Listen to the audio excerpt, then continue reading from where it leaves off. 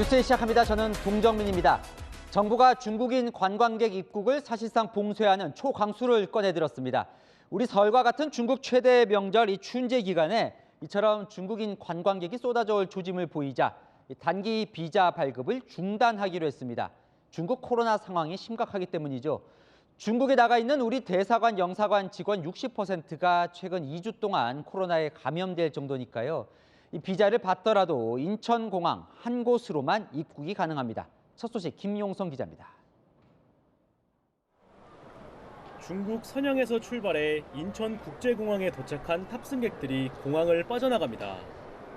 중국 정부가 다음 달 8일부터 종전 해외 입국자에 대한 8일간 격리 조치를 해제하면서 중국인 관광객들도 늘고 있습니다. 최근 중국발 해외 유입 확진자가 폭증하는 상황에서 다음 달 중국 최대 명절 춘절을 앞두고 관광객이 대거 몰릴 우려가 커지자 정부는 당분간 중국인 관광객의 입국을 막기로 했습니다. 방역 상황이 안정될 때까지 당분간 중국에서 국내로의 단기 여행 등을 자제할 필요가 있습니다. 당장 다음 주 월요일부터 한 달간 외교나 기업 운영, 인도적 사유를 제외한 한국행 단기 비자 발급이 제한됩니다. 중국에서 국내로 들어올 수 있는 공항도 인천공항 단 한 곳으로 축소하는 등 하늘길도 빗장을 겁니다. 기존에는 중국발 항공기가 대구, 김해, 제주, 인천공항 4곳으로 들어왔는데요. 다음 주 월요일부터는 인천공항을 통해서만 입국할 수 있습니다. 이에 따라 중국인들의 제주도 무비자 입국 혜택도 중단됩니다. 정부는 중국발 코로나19 폭증 여파가 국내 확진자 증가로 이어질 경우 실내 마스크 의무 해제 시기를 늦추는 방안도 검토하는 것으로 알려졌습니다. 채널A 뉴스 김용성입니다. 비자만 제한되는 게 아닙니다. 요즘은 외국에서 들어와도 대부분 코로나 검사를 하지 않죠. 하지만 중국인들은 입국 전은 물론 입국 직후에도 검사를 받아야 하는데 그 비용은 본인 부담입니다. 서상희 기자입니다. 다음 달 5일부터 중국발 항공기 탑승객은 48시간 이내 PCR 음성 확인서나 24시간 이내 전문가 신속 항원 검사 결과를 제출해야 합니다. 입국 후 검사도 필수입니다. 중국에서 입국하는 단기 체류 외국인은 음성 확인서를 제출해도 도착 즉시 공항 내 검사소에서 PCR 검사를 또 받습니다. 검사비는 약 8만 원, 본인 부담입니다. 검사 결과가 나오기까지 4시간에서 6시간 정도 걸리는데 공항 내 지정 장소에서 대기하다가 음성이 나와야 이동할 수 있습니다. 감염이 확인되면 즉시 격리됩니다. 차질 없이 격리 입소할 수 있도록 저희들이 시설을 준비할 예정이고요. 비용 부담은 전체 다 자부담이 원칙입니다. 우리 국민이나 장기 체류 외국인은 입국 하루 안에 보건소 검사 후 검사 결과 통보까지 자택대기가 원칙. 애플리케이션 등을 이용한 감시는 이루어지지 않지만 격리 의무를 어길 경우 형사처벌 대상입니다. 입국 전 검사 의무는 검사 기간 등을 고려해 다음 달 5일부터로 정했지만 입국 후 검사는 당장 다음 주 월요일부터 시행됩니다. 중국 정부는 각국의 전염병 예방 조치가 정상적인 인적 교류와 협력에 영향을 미치지 않아야 한다며 우려의 뜻을 밝혔습니다. 이런 가운데 정부는 중국인들에 의한 감기약 사재기 우려에 대해 감기약 판매 수량 제한, 지역별 단속 강화 등을 대책으로 제시했습니다. 채널A 뉴스 서상입니다. 네, 5명의 사망자가 발생한 제2경인고속도로 방음터널 화재 사건 속보입니다. 숨진 사람들은 모두 불길이 시작된 트럭의 반대 차선에서 발견됐는데요. 이 반대쪽 차선의 터널 진입 차단막이 작동하지 않은 것으로 드러났습니다. 조현진 기자가 보도합니다. 경찰과 국립과학수사연구원, 소방 등으로 구성된 합동감식반 20여 명이 방음터널 화재 현장으로 들어갑니다. 오전 10시 38분부터 진행된 현장 합동 감식은 오후 3시 40분까지 5시간 넘게 진행됐습니다. 합동 감식 결과 직입 차량 발화 부위는 화물칸 우측 전면 하단부로 추정되며 발화 원인은 현 단계에서는 확정하여 논하기 어렵습니다.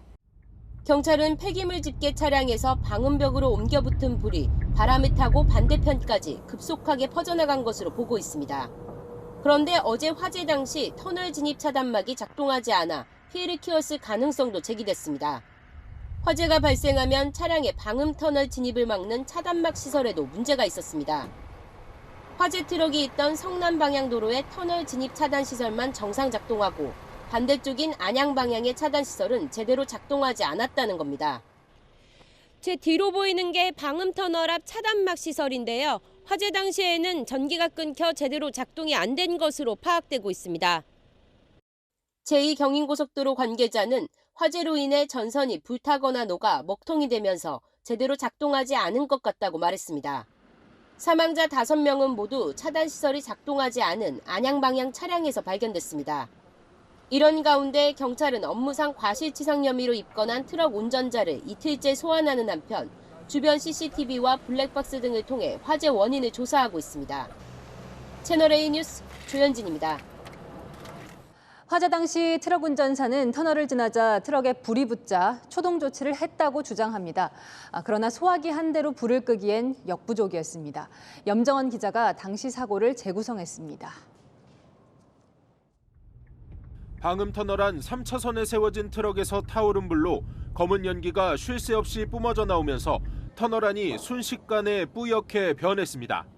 치솟은 화염이 터널 천장 외장재를 타고 퍼져나가면서 천장에선 시뻘건 불똥비가 흘러내렸습니다. 펑! 조금 있다 또 펑! 이런 식으로 연이어서 이렇게 막 소리가 났어요. 진짜 한 2, 3분 안으로 계속 번지면서 삽시간에 불이 막 불길이 되게 치솟았어요. 처음 불이 난 트럭 운전자는 채널A와의 전화 통화에서 초동 조치를 취했지만 소용없었다고 밝혔습니다. 사고 났을 때 먼저 소화기로 불 끄고 그 안 돼서 119 저경까지 다.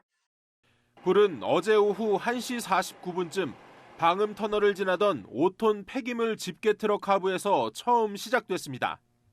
트럭 운전자는 방음벽 바로 옆 3차로에 트럭을 세워 소화기 2대로 진화를 시도했지만 진화에 실패해 119에 신고했습니다. 그 사이 불은 방음벽으로 옮겨 붙으며 터널 전체로 순식간에 퍼져나가 845m의 방음 터널 중 600m 구간과 그 안의 차량들을 태운 겁니다. 방음벽이 녹아가지고 떨어지면서 승용차 다 문이 닫아져 있는데도 열기가 차례까지 들어와서 그 빨리 피할 수밖에 없었어요. 불은 약 2시간여 만에 꺼졌지만 5명이 숨지고 41명이 중경상을 입었습니다.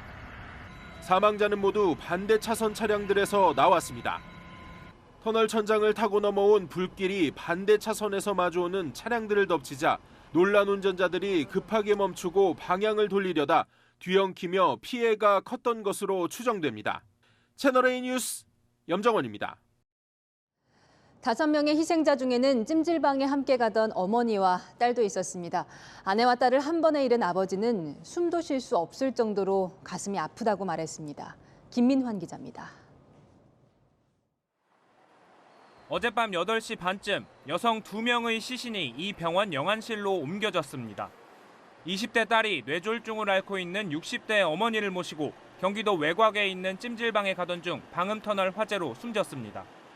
피자 가게를 운영하는 딸이 모처럼 쉬는 날 병든 어머니를 모시고 나들이길에 나섰다 참변을 당한 겁니다. 혹시나 하는 아버지의 희망은 산산조각 났습니다. 죽가지고 잘 모르고 차만 이거 탔다는 얘기만 했었어 처음에. 그래서 희망을 좀 걸었는데 완전히 전소가 됐다는 거예요. 아내와 딸을 황망히 떠나보낸 상황이 아직도 믿기지 않습니다. 지금도 안 믿어져. 55고 다 그냥 있었거든. 살린 사람.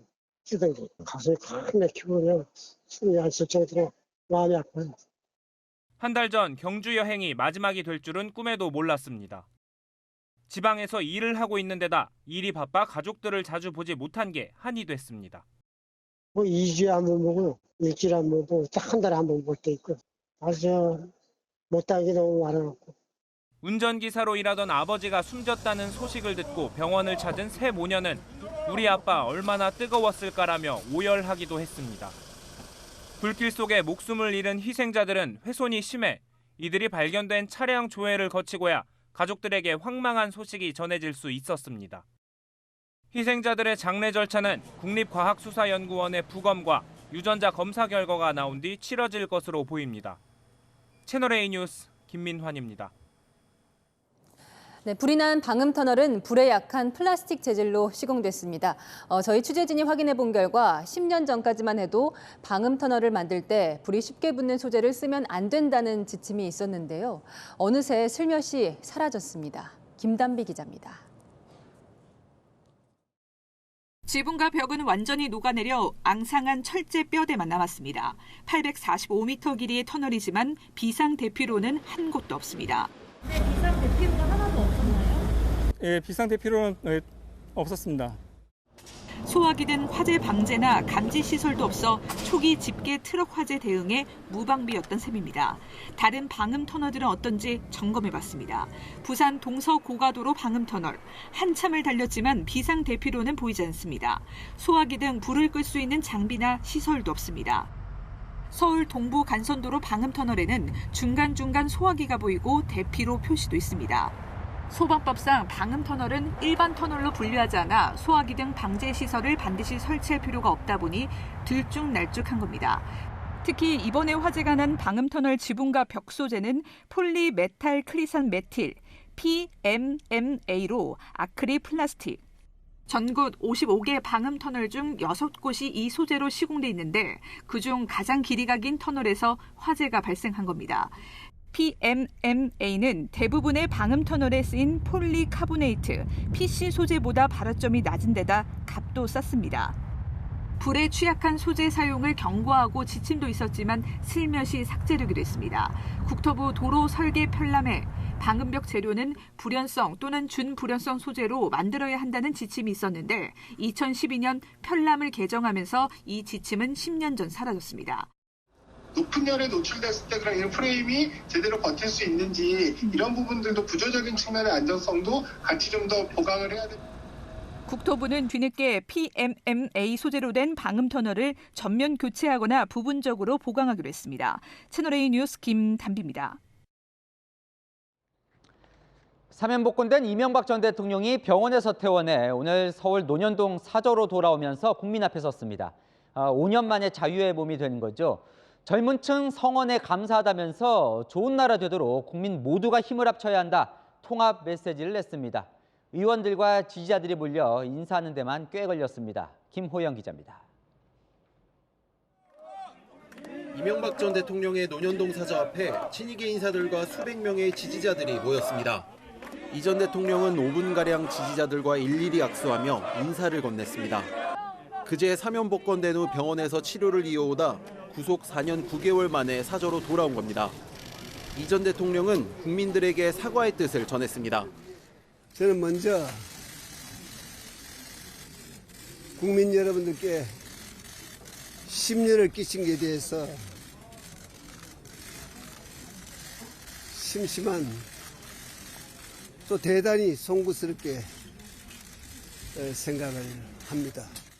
구치소에 있을 때 수천 통의 응원 편지를 보내준 10대, 20대 젊은 층을 콕 집어 고마움을 표시하기도 했습니다. 특히 젊은 층이 저를 성원해 주시고 또 기도해 주시고 지금 이 자리를 빌어서 감사하다는 말씀을 드리고 싶습니다. 이 전 대통령은 국민이 힘을 합쳐야 위기를 극복할 수 있다며 통합을 강조했지만 정치적 행보에 대해선 선을 그었습니다. 저는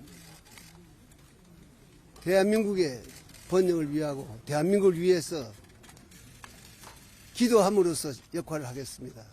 김황식 전 총리와 권성동 국민의힘 의원 등 이 전 대통령을 보좌했던 친이계 인사들도 대거 사저를 찾아 사면을 축하했습니다. 윤석열 대통령도 전화를 걸어와 덕담을 나눈 것으로 알려졌습니다. 이 전 대통령의 대국민 메시지에 대해 민주당은 사면 복권되니 죄도 사라지는 줄 아는 것 같다며 국민께 속죄하는 마음으로 살아가라고 날을 세웠습니다. 채널A 뉴스 김호영입니다.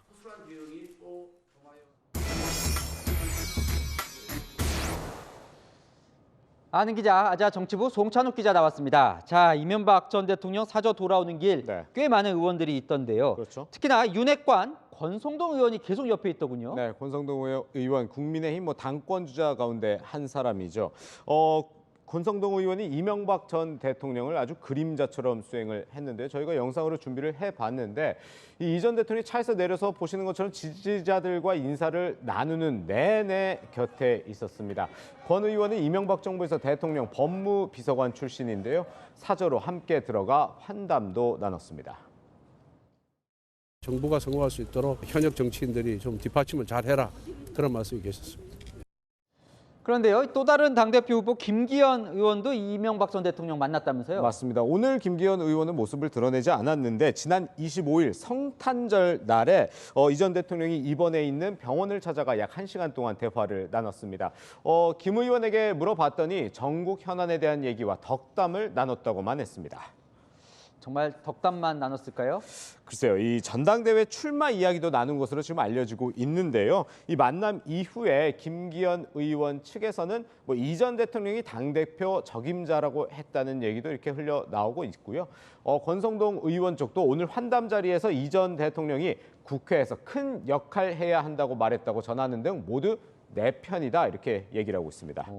이명박 전 대통령이 당대표 경선에 어느 정도 영향을 미친다 이렇게 보나 보죠. 왜냐면요, 이번 당대표 경선이 이 당원 투표 100%로 대표를 뽑다 보니까 그런 더 관심이 커지는 것 같습니다. 지난 15일 발표된 이 전 대통령 사면 찬반 여론조사를 보면 여전히 국민적 지지를 받고 있다 이렇게 보기는 어려운 모습인데 다만 지지층에선 얘기가 다르죠. 이 과거 친이 친박의 영향력이 당내에선 존재한다는 게 후보들의 분석입니다. 지난해 6월 이준석 전 대표가 선출됐을 때도 당원 투표에선 나경원 전 의원이 앞섰듯이 여론과 당심이 꼭 일치한다고는 볼 수 없습니다. 게다가 윤 대통령 주변에 과거 이명박 전 대통령과 함께한 인사들이 대거 포진해 있다 보니 윤심을 잡기 위한 러브콜이라는 분석도 나오고 있습니다. 윤 대통령은 오늘 이 전 대통령에게 직접 전화를 걸어서 전직 대통령으로서 국가와 국민을 위해서 역할을 해달라고 당부한 걸로 알려졌는데요. 이명박 전 대통령도 측근들에게 윤석열 정부의 성공이 대한민국의 성공이기 때문에 뒷받침을 잘하라고 당부했다고 합니다. 그러고 보면 당권 후보들 중에 친이 친박 출신이 많네요. 네, 아무래도 그렇습니다. 일단 김기현, 권성동 의원 외에도 이 나경원 전 의원도 이명박 후보 선대위 대변인 등을 지내면서 친이계로 불렸고요. 또 윤상현 의원, 황교안 전 국무총리도 옛 친박계 출신입니다. 유승민 전 의원은 친박계였다가 비박으로 돌아섰죠. 반면에 이 안철수, 조경태 의원은 다른 정당에 있다가 합류한 외부 출신입니다. 그런 영향력 때문일까요? 오늘 과거 인사들 많이 왔어요. 그렇습니다. 오늘 이 전 대통령의 논현동 앞 사저 모습을 논현동 사저 앞 모습 보면요, 저희가 사진 준비했는데 보시는 것처럼 이재호 전 특임장관 왔고요. 또 대통령실 비서실장을 지낸 임태희 경기교육감과 박영준 전 지식경제부 차관 등 모습이 포착됐습니다. 조혜진, 윤한홍 의원, 김황식 전 총리 등 친이계도 총출동했고요. 자, 친박 쪽도요. 이제 좌장 최경환 전 의원이 이번에 사면 복권되면서 꿈틀꿈틀하는 것 같습니다. 그렇습니다. 최 전 의원 최근에 이 과거 지역구였던 경북 경산 이 지역 주민들에게요, 국가 발전에 힘을 보태겠다는 문자 메시지를 보낸 걸로 전해집니다. 이 때문에 정치 활동을 재개할 것이란 관측이 나오기도 하는데요. 옛 친박계 의원들은 박근혜 전 대통령과의 만남을 계속 추진하고 있습니다. 지난 3월 박 전 대통령이 대구 사저에 들어갈 때 이런 말을 남겼었죠. 좋은 인재들이 저의 고향인 대구의 도약을 이루고 더 나아가 대한민국의 발전에 기여할 수 있도록 저의 작은 힘이나마 보태려고 합니다. 네, 이 발언 때문에 대구를 기반으로 정치 활동을 할 수 있다는 뜻으로 해석이 되기도 했는데요. 이 두 전직 대통령이 자유의 몸이 된 이후 첫 번째 당대표 선거에 어떤 영향을 미칠지 주목됩니다. 네, 아는 기자 송찬욱 차장이었습니다. 네, 이재명 민주당 대표가 사면 출소한 김경수 전 경남지사와 전화 통화를 했습니다. 새해 첫날 두 사람 모두 노무현 전 대통령 묘역을 참배할 예정이라 조우 가능성도 나오는데요. 이 대표 양산으로 내려가 문재인 전 대통령도 만날 예정입니다. 검찰 조사를 앞두고 당내 통합에 각별히 공을 들이는 모습입니다. 김유빈 기자입니다. 이재명 더불어민주당 대표가 새해 첫 일정으로 전직 대통령들을 찾습니다. 1일 오전 국립서울현충원에서 김대중 전 대통령 묘역에 참배한 후 오후에는 봉하마을로 이동해 노무현 전 대통령 묘역에 참배하고 권양숙 여사를 만납니다. 다음 날엔 평산마을로 가서 문재인 전 대통령을 예방할 예정입니다. 봉하마을에서는 김경수 전 경남지사와의 만남이 성사될 가능성도 있습니다. 김 전 지사 측은 채널A 통화에서 새해 봉하마을 참배식에 김 전 지사가 참석하겠다고 밝혔다고 전했습니다. 김 전 지사는 수감 전까지 매년 1월 1일 노무현 재단이 주최하는 봉하마을 신년 참배식에 참석해왔습니다. 앞서 이 대표는 김 전 지사가 출소한 28일 전화 통화를 했습니다. 김경수 지사님이랑 통화하면서 어떤 대화 나누셨을까요? 혹시 만날 계획은 없으세요?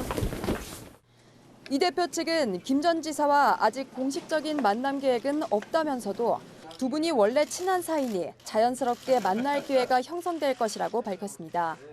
검찰 조사를 앞두고 단일 대우를 위한 개파 통합 행보에 나선 것으로 해석됩니다. 채널A 뉴스 김유빈입니다.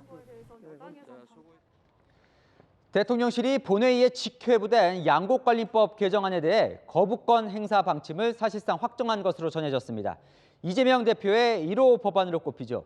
민주당은 직회부, 이 방법이면 국민의힘이 위원장을 맡은 법사위도 뚫을 수 있다.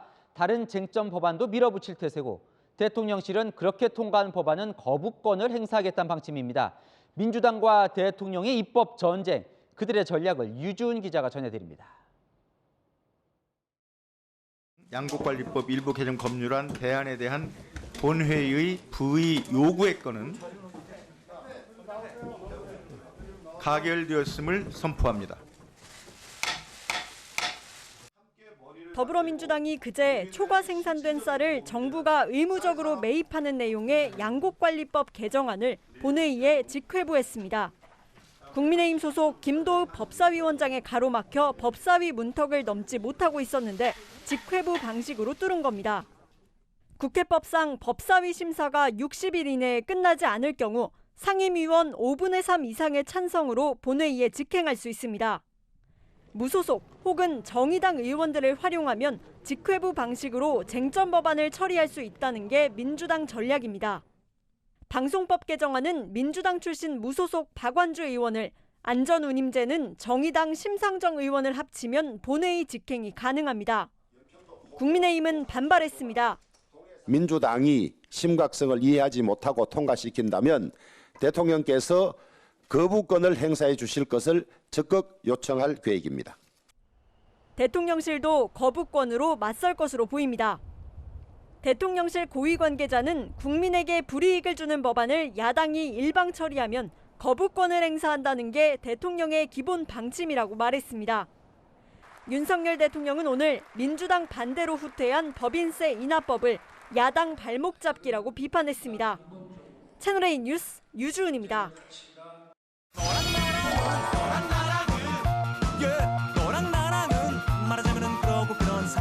열한야랑 정치부 윤수민 기자와 함께합니다. 첫 번째 주제 보겠습니다. 자, 어젯밤부터 논란이 된 촬영이 있었어요. 네, 도둑 촬영입니다. 어젯밤 이태원 참사 국정조사 정회 도중에 일어난 일인데요. 기본소득당 용해인 의원의 보좌진이 국민의힘 의원들의 사적 대화를 몰래 촬영했다는 이유로 시끌벅적해졌습니다. 우리끼리 얘기하는 거 찍었다 그랬죠. 그래서 이거 아니 어떻게 이렇게 말씀하시는 거 찍었다고요? 그럼 왜 찍어요 그거를?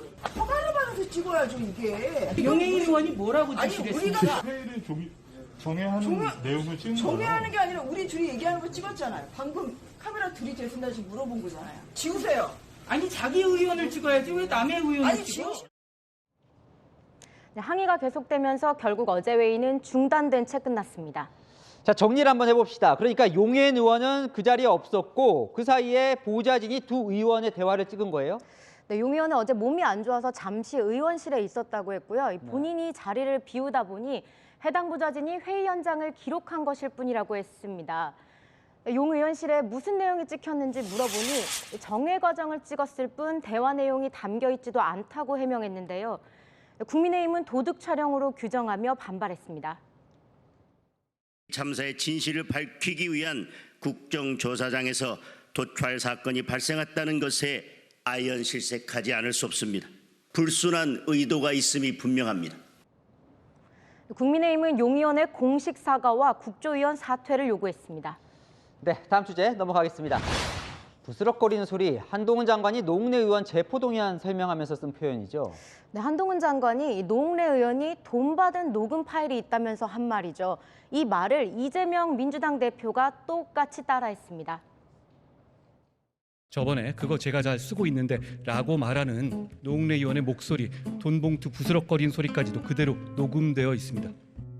뭐서 이상한 소리가 자꾸 들리는데 김남국 의원 돈봉투 받는 소리 같은 아닌가? 우리 김성환 의원께서 김남국 의원한테 돈봉투 전달하는 소리가 오시락거리는 소리 참 뭐 좋은 일 없는 일입니다. 네, 회의 끝에 저런 뼈 있는 농담을 하던데 그러니까 한 장관 발언을 비꼰 거겠죠.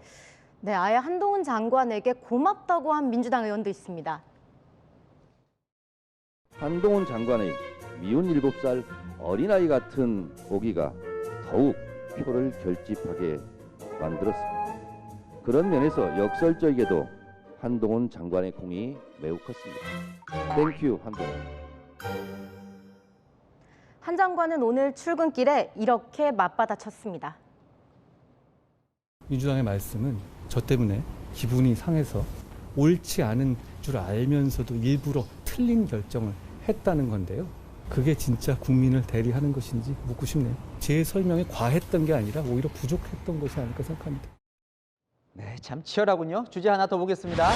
윤석열 대통령의 신년 연합장을 두고 논란이라고요.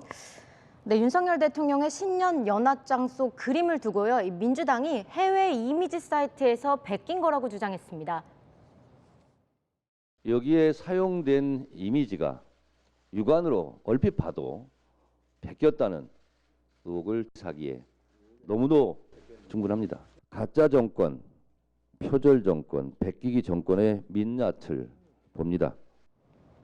그래요, 한번 비교해 보죠. 저 그림들인가요? 네, 같이 보면서 판단해 보시죠. 지금 보시는 대통령 연합장 속 그림엔 한국을 대표하는 의복, 건축 등이 담겨 있습니다. 그리고 원작으로 지목된 프림야오 작가의 일러스트인데요. 상당히 유사한 부분이 많은 것 같죠. 네, 많이 비슷한데요. 어떻게 된 일입니까? 네, 대통령실에 경위를 물어보니까요. 해명이 이렇습니다. 대통령실이 연합장 제작을 맡겼는데요. 그 업체가 이미지 공유 사이트와 라이센스 계약을 해서 이 해당 그림을 구입했다고 합니다. 제가 직접 해외 이미지 사이트에 들어가 봤더니 이렇게 적혀져 있었습니다. 자유롭게 편집하고 독창적으로 사용할 수 있다.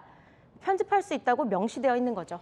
네, 그러니까 표절이 아니라 돈을 주고 그 디자인을 산 거군요. 네, 자, 문재인 전 대통령도 신년 연합장을 냈어요. 네, 연합장 내용을 살펴보니까요. 참사를 책임지지 않고 보듬어주지 못하는 못난 모습, 경제는 어렵고 민생은 고단하고 안보는 불안하다 등 현 정부를 겨냥한 듯한 내용이 가득 담겼습니다. 신년 연합장마저도 정쟁의 대상이 되어버렸는데요. 이런 정쟁은 올해까지만 했으면 합니다. 네, 지금까지 열왕야랑이었습니다. 자, 이 밀항 가능성까지 제기됐던 라임 사태의 주범 김봉현 전 스타모빌리티 회장 어제 잠옷 차림으로 붙잡혔다죠. 그의 도주국은 주도 면밀했습니다. 그가 붙잡힌 경기도 동탄 아파트 한 남성이 부동산에 현금 따발을 들고 가서 6개월 단기 월세 계약을 했다고 합니다. 첩보 영화를 방불케 했던 김봉현 도주와 추적 과정을 박건영 기자가 단독 취재했습니다. 아파트 현관문 손잡이 옆이 찌그러져 있습니다. 어제 검찰이 소방대원을 동원해 강제로 문을 열고 김봉현 전 스타모빌리티 회장을 검거한 곳입니다. 잠옷 차림으로 검찰을 맞닥뜨린 김 전 회장은 험한 말을 쏟아내며 9층 발코니를 뛰어넘어 도주하려고 시도했습니다. 김 전 회장 추락에 대비해 소방대원들은 1층에 안전매트를 설치했습니다. 경찰에서 문 개방 요청했고 안전매트만 전개했습니다. 구조 대상자 신변 확보했다. 채널A 취재를 종합하면 이 집 계약 날짜는 지난달 12일. 김 전 회장이 팔당대교에서 전자팔찌를 끊고 도주한 다음 날입니다. 이 집을 계약한 남성은 6개월 단기 월세로 현금 따발로 보증금 2천만 원을 들고 와 월세 160만 원을 내기로 한 걸로 알려졌습니다. 김 전 회장은 계약날 바로 입주한 것으로 전해졌습니다. 검찰은 김 전 회장의 동탄까지의 이동과 은신처, 휴대전화 마련을 도운 조력자가 여러 명으로 점조직처럼 움직인 정황을 포착했습니다. 김 전 회장은 추적을 피하려고 1시간 단위로 텔레그램 대화방을 폭파시킨 것으로 알려졌습니다. 검찰은 김 전 회장의 은신처에서 압수한 휴대전화와 노트북 분석을 마치는 대로 서울 남부구치소에 수감돼 있는 김 전 회장을 불러 조사하기로 했습니다. 채널A 뉴스 박건영입니다. 네, 뇌전증을 앓고 있는 것처럼 속여 현역 입대를 면제받은 사람들에 대해 검찰이 전방위 수사에 나섰습니다. 최소 70명이 넘는 수사선상에 오른 사람 중에 운동선수나 배우, 변호사도 있는 것으로 알려졌습니다. 김민곤 기자입니다. 뇌전증을 허위로 진단받아 군입대를 면제받은 프로 배구 선수 조재성. 자신의 소셜미디어에 나쁜 손을 뿌리치지 못했다며 브로커의 도움을 받아 병역비리에 가담했다고 자백했습니다. 병역비리 의혹을 받고 있는 프로축구 주전급 선수도 선수 활동을 이어갈 수 있는 상무팀에 지원했다 떨어지자 브로커를 찾은 것으로 알려졌습니다. 한 에이전트는 채널A에 군입대가 다가오는 선수들은 시즌이 끝나면 크게 불편한 게 없어도 정밀 진단을 받는다면서 자기도 모르는 4급 판정을 받을 부상 상황이 있는지 알아볼 정도로 간절하기 때문이라고 말했습니다. 검찰은 허위 진단서로 군 면제를 도운 혐의로 군 관계자 출신 브로커 구모 씨를 구속 기소했습니다. 구 씨는 포털 사이트 광고를 통해 병역 상담 의뢰자를 모집했습니다. 일부러 붙어서 그랬거든요. 그런데 전화를 하니까 해결한다 그러는데 왜 당신 해결 못하니까. 검찰은 구 씨와 유사한 수법으로 병역 면탈을 도운 브로커 김모 씨도 수사 중입니다. 이들은 업체 주소를 공용 사무실로 등록해 놓은 뒤 뇌전증 병역 개피 업무는 별도의 장소에서 진행했습니다. 사람들이요.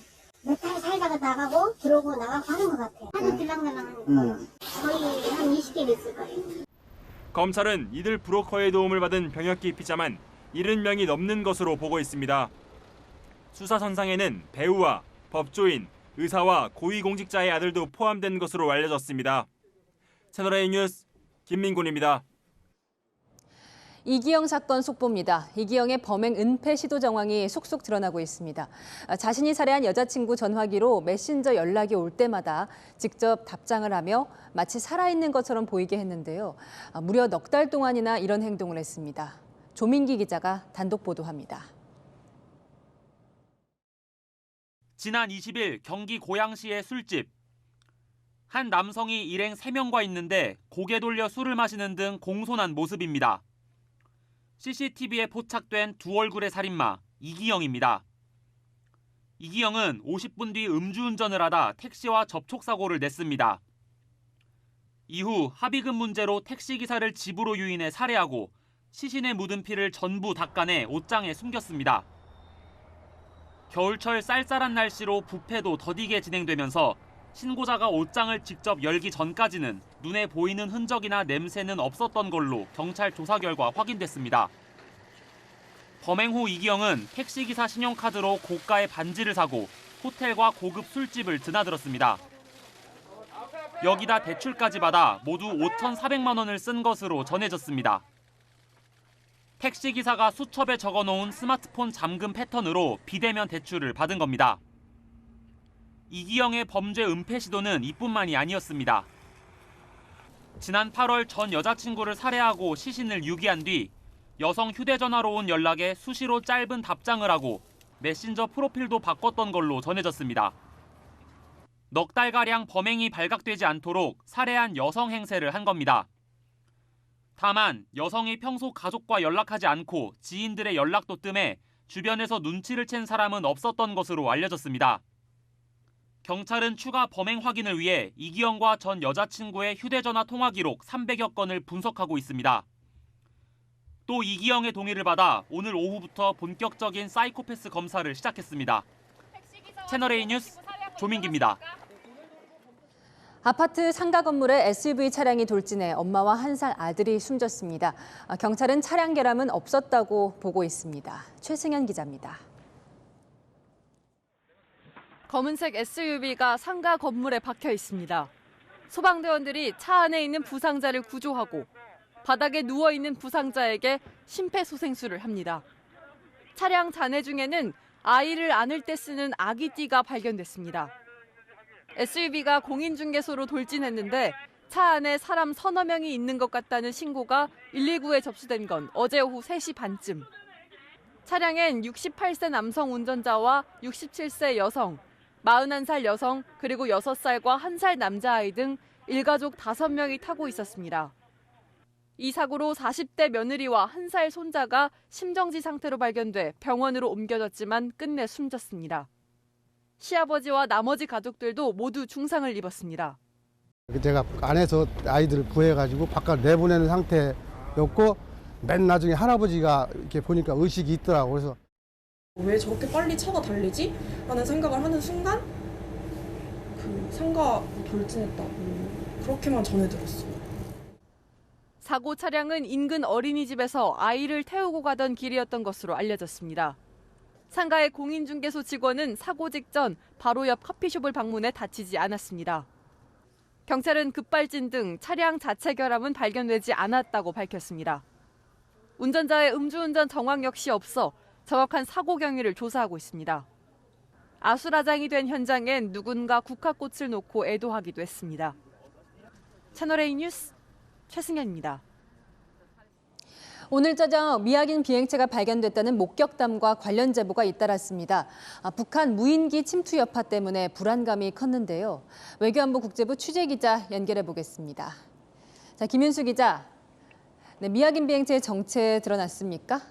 네, 미확인 비행체가 목격된 건 오늘 저녁 6시 10분쯤입니다. 서울과 인천, 경기와 충남 등 전국 곳곳에서 목격담과 제보가 쏟아졌습니다. 시민들은 하늘에서 무지갯빛 연기가 보인다면서 관련 영상을 찍어 SNS에 올렸고 저희 채널A 제보창에도 수백 건의 영상이 들어왔습니다. 경찰에도 관련 신고가 이어진 것으로 확인됐습니다. 영상에서 보시는 것처럼 어둠이 깔린 밤 하늘에 흰색 곡갈 모양의 미확인 비행체가 빛을 내면서 위쪽을 향해 수직 상승하는 모습인데요. 이 비행체의 움직임에 따라 꼬리 같은 얇고 긴 항적이 뒤따르면서 이 비행체의 정체에 관심이 쏠렸습니다. 미확인 비행체의 정체는요, 우리 군의 고체 추진 우주 발사체였습니다. 국방부는 조금 전 국방과학연구소 ADD 안흥 시험장에서 시험 발사를 했다고 발표했습니다. 우리 군은 지난 3월에도 고체 연료 우주 발사체 추진 시험에 처음 성공했다고 밝힌 바 있습니다. 지금까지 외교안보 국제부에서 전해드렸습니다. 올해 삶이 팍팍해진 큰 이유, 물가 상승 때문이죠. 짜장면, 삼겹살, 김밥 각각 2자릿수만큼 올랐는데 이게 다 모이면 큰 부담이 됩니다. 올해 소비자 물가 상승률이 외환 위기 이후 24년 만에 최고치를 기록했습니다. 안보겸 기자입니다. 지난해보다 7.7%나 오른 외식 물가. 30년 만에 가장 높은 상승률인데 시민들은 어떻게 느끼고 있을지 물어봤습니다. 밀가루 음식이 가장 많이 오르기도 했고 짜장면 한번 시키면 그것도 너무 부담스러워서 어쩔 땐 제가 그냥 짜장라면으로 대체할 때도 있고. 아직 애들이다 보니까 고기 좋아해서 고기 좀 많이 먹으러 가요. 한 15% 20%는 오른 것 같아요. 한 줄당 4,000원씩, 1,500원에서 2,500원 정도. 가격이 오르니까 또 사 먹기 좀 꺼려지고 부담스러워요. 실제로 서울 기준으로 올해 초와 비교했을 때 자장면 13.2%, 삼겹살 11.6%, 김밥은 11.4%가 인상됐습니다. 삼계탕, 칼국수, 비빔밥 등도 10% 안팎으로 올랐습니다. 직장인이나 서민들이 주로 찾는 외식 메뉴 가격이 모두 오른 겁니다. 최소 한 끼를 밖에서 사 먹는 직장인들은 조금이라도 절약하기 위해 여러 방법을 고민합니다. 김치찌개나 그런 것들 한 9,000원에서 한 10,000원 정도, 그 정도 이상은 항상 쓰는 것 같습니다. 근데 도시락도 생각은 하고 있습니다. 올해 소비자 물가는 5.1% 오르며 1998년 IMF 외환위기 이후 24년 만에 최대 상승폭을 기록한 상황. 한국은행은 내년 초까지 소비자 물가 상승률이 5% 내외일 것이라 내다봤습니다. 채널A 뉴스 안보겸입니다.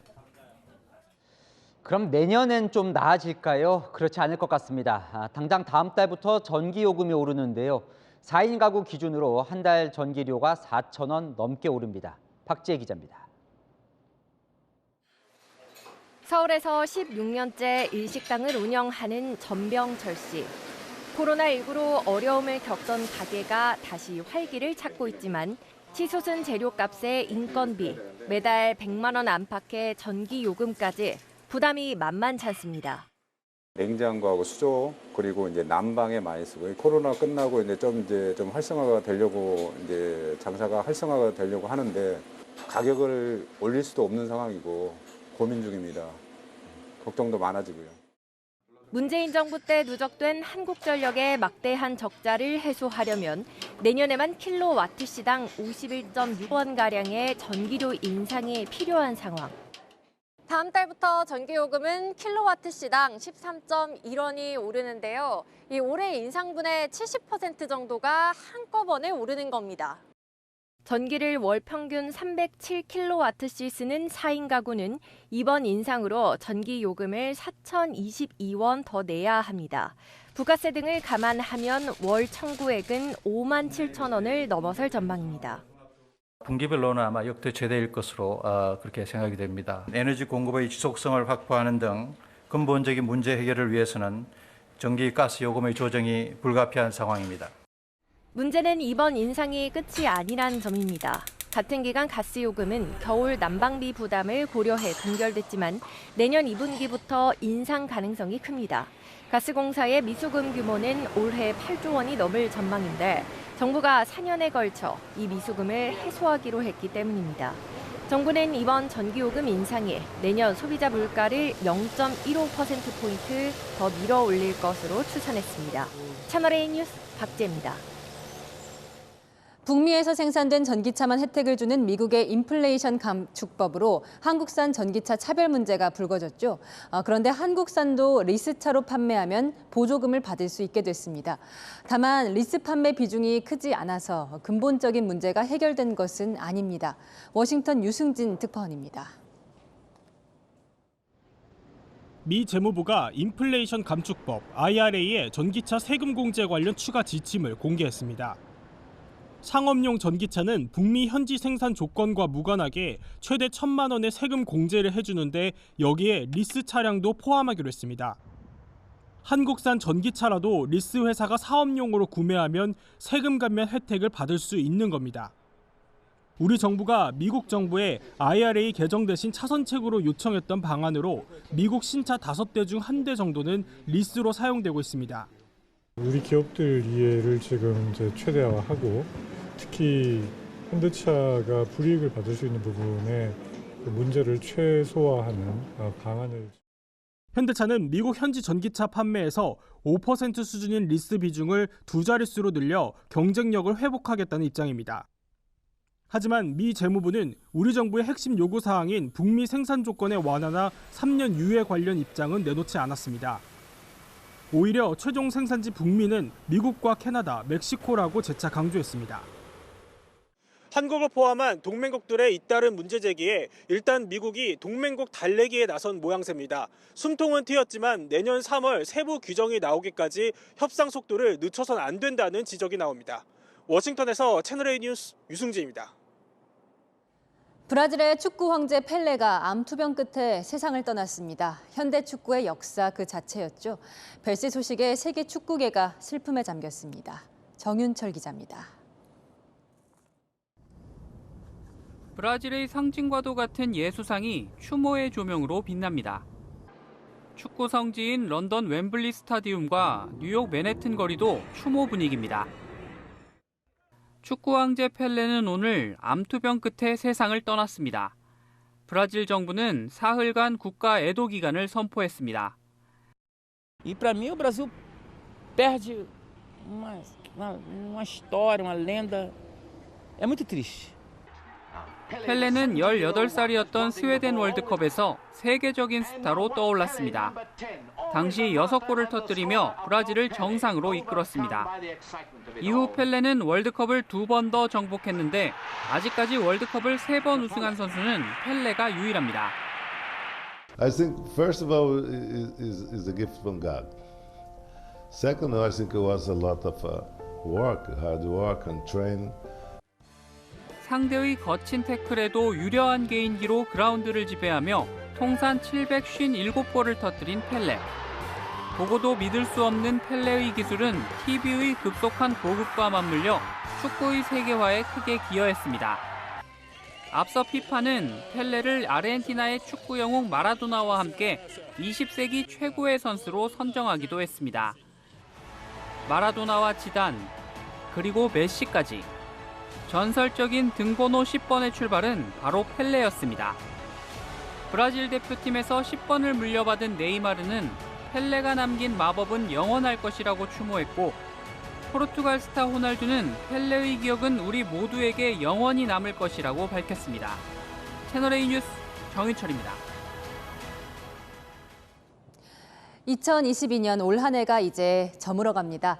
우리나라에도 참 많은 일이 있었죠. 뉴스A가 매일 전해드렸던 오프닝 키워드로 올해의 7대 뉴스를 정리했습니다. 서울 시민들 걱정이 많습니다. 올겨울 최강 한파가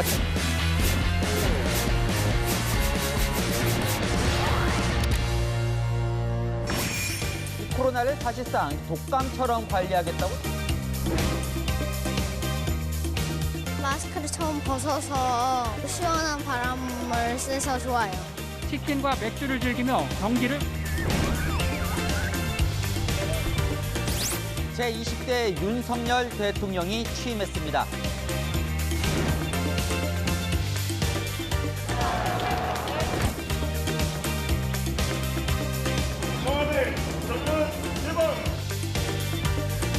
아이들이랑 보기 너무 좋았고요. 당일 112 신고 내역이 공개됐는데요.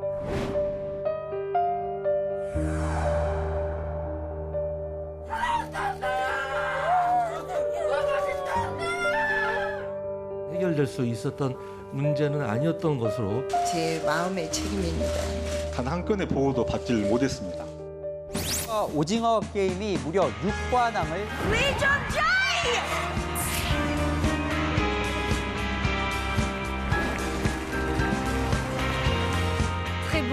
Très bon avis, super. Rien à dire. 중요한 건 꺾이지 않는 마음.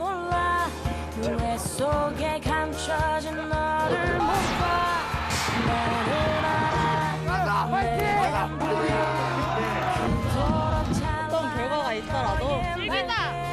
화이팅! 10년 만에 찾아온 최악의 물가 대란 소식. 소비자 물가 상승률은 6%까지 올랐습니다. 우리호가 2차 발사에 성공하면서 엔진 점화, 이륙. 누리호가 발사되었습니다.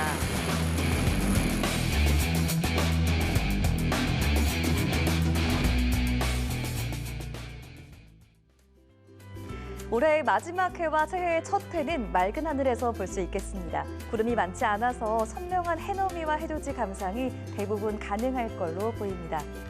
해보러 가는 길엔 추위도 주춤합니다. 주말 낮 동안은 전국이 영상권에 머물면서 오늘보다 크게 5도 높을 전망입니다. 다만 해넘이 보러 가는 길은 미끄러울 수 있습니다. 내일 아침 충남과 전북 서해안은 최대 1cm의 눈이, 내륙으로도 눈날림이 예보돼 있기 때문입니다. 교통 안전에 주의해 주시기 바랍니다.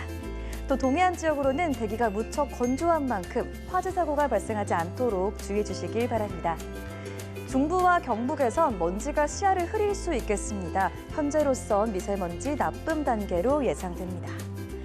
내일 최저 기온 영하 5도 안팎, 최고 기온 5도 안팎을 기록할 전망입니다. 날씨였습니다. 올 한 해도 기쁜 일, 안타까운 일, 감격스러운 일 늘 함께해 주신 시청자 여러분 감사드립니다. 자, 여인선 앵커 시청자분께 드릴 말씀이 있죠. 네, 2023년 다음 주부터 저는 현장 기자로 복귀합니다. 뉴스의 시청자분들과 함께했던 5년이라는 시간 매일 저녁 설레고 감사했습니다. 이제 정치부 기자로 열심히 뛰면서 보내주신 응원에 꼭 보답하겠습니다. 네, 수고 많았습니다. 감사합니다. 네, 새해엔 더 좋은 모습으로 찾아뵙겠습니다. 뉴스에 마칩니다. 감사합니다.